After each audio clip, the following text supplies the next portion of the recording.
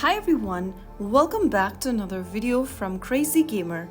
Today in this video, I'm going to be guiding you through how to enable Colorblind Mode in World of Tanks Blitz.